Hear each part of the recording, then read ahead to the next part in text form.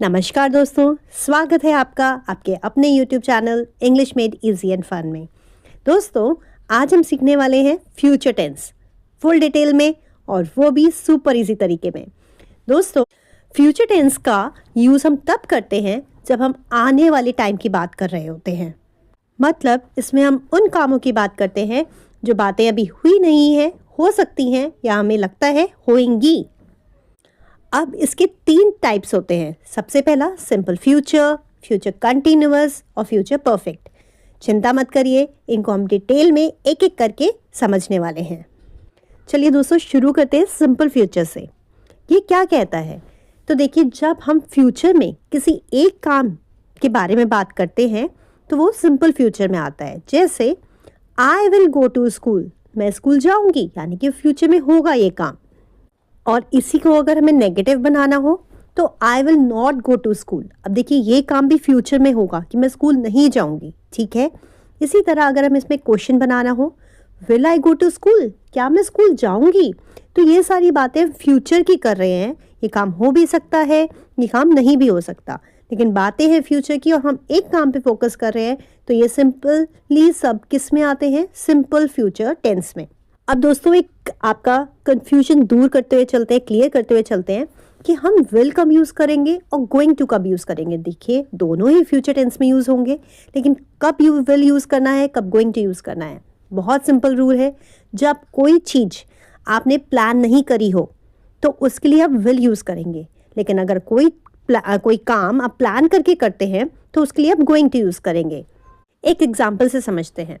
जैसे I will answer the call, मतलब phone के लिए हमने कहा, फ़ोन बजा और हमने कहा ठीक है, I will answer the call, मैं आंसर करता हूँ कॉल को।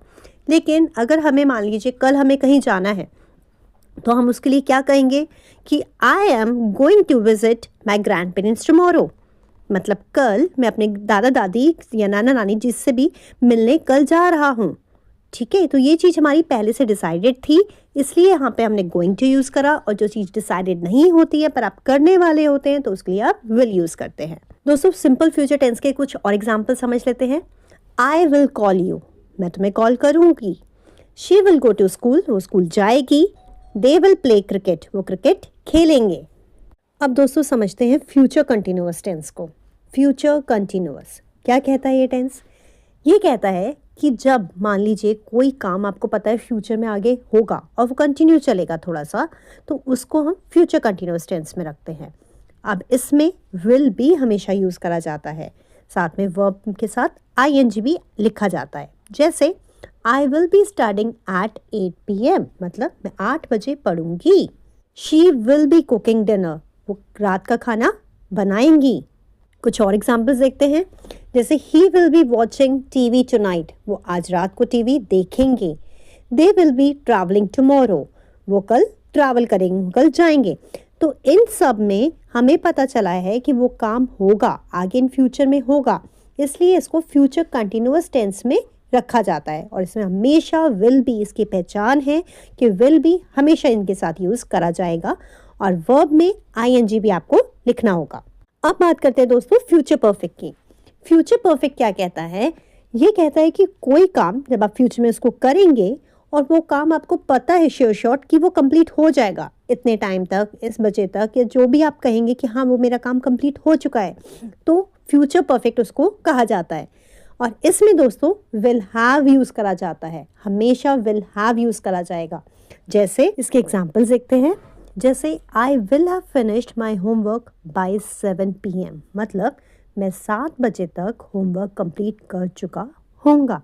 मतलब उसको श्योर शॉट है, वो पता, उसको लगता है कि वो 7 बजे तक होमवर्क कंप्लीट कर लेगा। तो इसमें फ्यूचर के काम की बात करी गई है, जो अभी हुआ नहीं है, होगा, लेकिन हमने ये भी बता दिया कि वो काम कब तक हो जाएगा।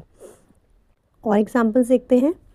आई will have finished my homework by 7 PM, ये हमने देख लिया। She will have cook dinner by 9 PM, अब यहाँ पे उसने बोला है कि she will have cook dinner by 9 PM, यानी कि 9 बजे तक वो खाना बना लेंगी। दे will have reached home by evening, वो शाम तक घर पहुँच जाएंगे। तो इन सब में हमें ये समझ में आ रहा है कि काम फ्यूचर में होगा, बट कब तक कंप्लीट हो जाएगा इसका हम हमेशा यहाँ पे बता देते हैं।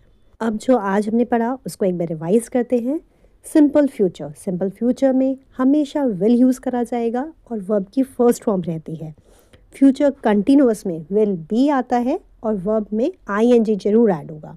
फ्यूचर परफेक्ट में हमेशा विल हैव रहेगा और वर्ब की थर्ड फॉर्म। तो इन चीज़ों से आप इससे पहचान सकते हैं आपका कौन सा टेंस है। बाकी हमने वीडियो में अच्छे से समझा दिया है। कोई डाउट रह गया हो, कोई कन्फ्यूजन हो तो प्लीज़ आप कमेंट बॉक्स में वो ज़रूर पूछ सकते हैं, हमें आंसर करके अच्छा लगेगा। अब दोस्तों ये छोटा सा क्विज, छोटा सा टेस्ट आपके लिए। प्लीज़ इन सेंटेंसेस में हमें बताइए कौन सा टाइप है हमारे फ्यूचर टेंस का। सेंटेंस है आपके लिए, I will buy a new phone, मैं एक नया फ़ोन खरीदूंगी। She will be sleeping at 10 PM, वो रात के 10 बजे सो जाएंगे।